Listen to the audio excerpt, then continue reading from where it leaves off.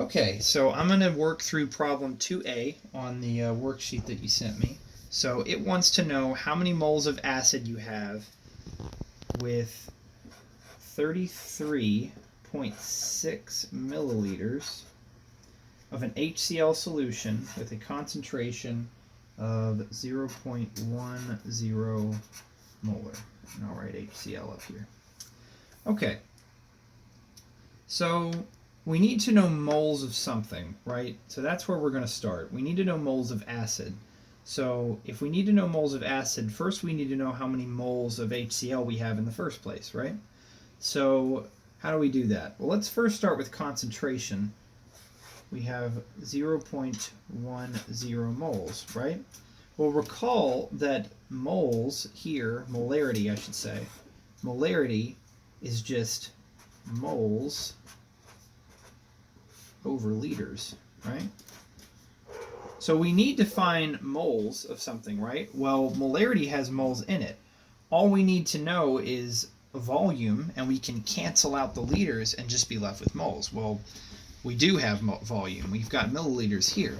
So what we can do is we can multiply this concentration by whatever volume we're using in liters, and then we'll have moles of the compound in question, HCl in this case. So let's actually put numbers to it to make it connect. So first thing we're going to do is we're going to start with 33.6 milliliters of HCl, and we're going to convert these to liters. So conversion factor is 1,000 milliliters per 1 liter, right? So if you, essentially what we're doing is dividing by 1,000 here, and make sure that whatever you want to cancel out, the unit that you want to cancel out is on the bottom of this fraction. So we don't want milliliters, we want liters. So I put milliliters on the bottom. That makes us cancel out milliliters here and just leaves us with liters, right? So now that will give us 0.0336 liters of HCl. All right, so we've got a volume of HCl now. So now we just need moles of HCl.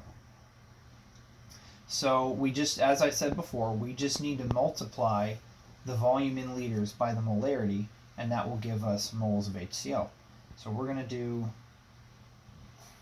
0.10, and I'm going to write out moles over liters instead of molarity, just to show how this works, multiplied by 0.0336 liters of HCl. And we're going to cancel out liters here, right? Those cancel out. And now we're just left with 0.10 times 0.0336, which is going to give us 0.00336 moles, right? Because that's what we're left with here on the top of this fraction of HCl. All right, so we have moles of HCl, but we need to know moles of acid, right? Or H+, those hydrogen ions. Well, we know HCl is a strong acid, right? When we put HCl into water, it's going to dissociate into H+ and Cl-, right? Well, this is our mole of acid. And so what we're seeing here is that for every 1 mole of HCl, we get 1 mole of acid, or H+, right? So that's our ratio for HCl to acid, right? For every 1 mole of HCl that we add, we are adding 1 mole of acid. So using that, we can take the moles of HCl that we calculated, 0.00336 from up here, moles of HCl, and we're going to convert it. we're going to use this converting factor that we just figured out here, right? So for every 1 mole of HCl, there is 1 mole of H+. So this is going to cancel out with this, and it's a 1-to-1 ratio, right? So we're just left with 0.00336 moles of H+, or acid. So you're probably thinking to yourself, you literally just multiplied that by 1. Why did you do all that? You have a chemistry degree. What the hell are you thinking? And I say to that, ouch, those are my feelings. But I also say that not every acid is going to have a 1-to-1 molar ratio with how much acid it produces. So not every molecule, not every type of acid is going to produce only 1 mole of acid, right?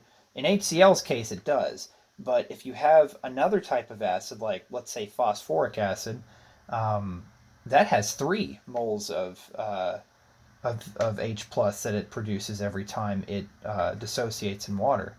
So it's always important to look and make sure you know how many moles of acid are coming from each molecule. And one very easy way to do that is to just see how many hydrogens are on it in the first place. That's not always going to work, but it's a good starting point.